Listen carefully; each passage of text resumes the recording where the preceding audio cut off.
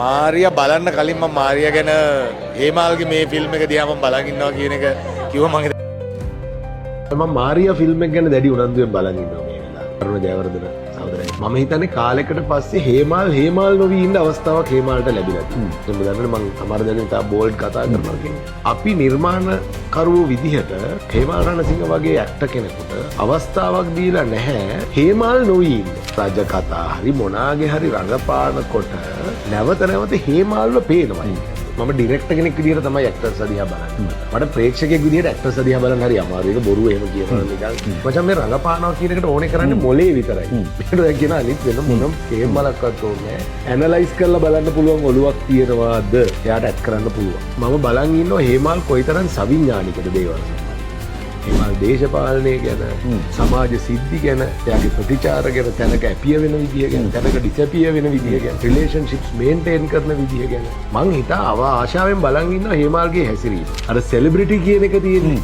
Celebrity කියන්නේ අපිට මේ මිනිස්සු සෙලිබ්‍රේටිව්ලි දැනෙන්න ඕනේ. මම පිරිමියෙක් විදියට පවා හේමාල් මුල්ම වතාවල දැක්කම හැරිලා බලලා තියෙනවා. හැබැයි අවාසනාවකට ලංකාවේ ඉන්ඩස්ට්‍රි එකේදී ගොඩාක් වෙලාවට හේමාල් පාවිච්චි වෙන්නේ හේමාල්. ඒක හේමාල්ගේ ෆුල් කැපැසිටි එකෙන් 125%. හේතුව මිනිහෙකුට තමන්ව ඒ ගානට ක්‍රාෆ්ට් කරන්න පුළුවන් නම් chance එකක් දුන්නොත් මචං කැරක්ටර් එකක් ක්‍රාෆ්ට් කරගන්නවා මම කියන්නේ හරියට. ඒක ප්‍රසිද්ධියම කියන එකත් හොඳයි මොකද නිකන් ආයේ හේමාල්ට ඔක මැසේජ් එකක් ගන්න වැඩි. මම හිතන්නේ හේමාල්ටත් ඒකේ තියෙනවා වගකීම. ඒ තමයි තමන් ලැම්බෝගිනි එකක් ගන්න. ටැක්සි සර්විස් දුවන්නවට වැඩි ෆෝකස් එක දෙන්න ඕනේ රේස් එක. හේමාලුත් ඒක එයාගේ පැත්තෙන් එයා කැරක්ටර්ස් හොයන්න ඕනේ. එයාත් යන්න ඕනේ ඒ ට්‍රිප් එක. මොකද හේතුව දැන් අර ස්වීට් හේමාල් ලීරා එක ඉවර වෙලා තියෙනවා. දැන් තමයි හරි හේමාල්.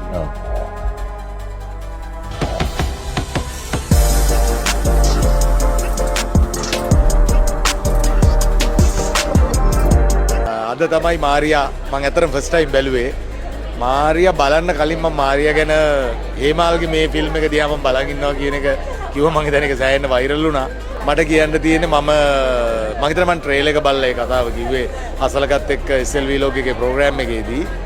මම හිතන්නේ මම ට්‍රේලර් එක බලලා දැකපු එක හරි කියන එක.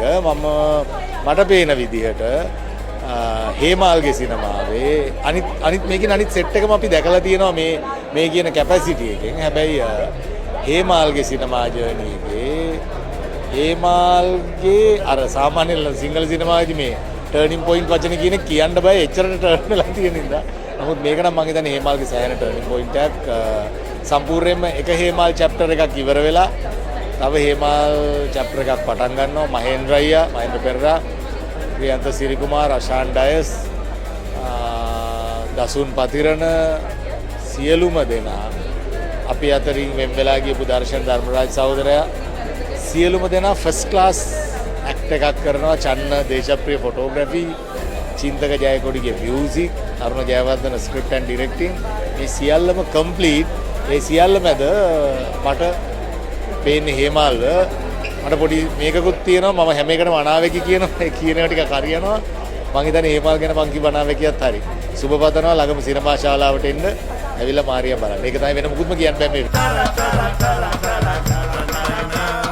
උඩමැදේ ඉන්න අපට දෙකදුරිය වෙලා එන්න. උඩ යටින් පින්න අපට මාළු ගෙන දෙන්න. ஒன்னு மூணு சொல்லி எங்க கூட சிரிச்சு பேசி சுராங்கனி வாய்க்கு சுய சோறு கொஞ்சம் சமைச்சுட்டேன்னு Maria, the ocean angel.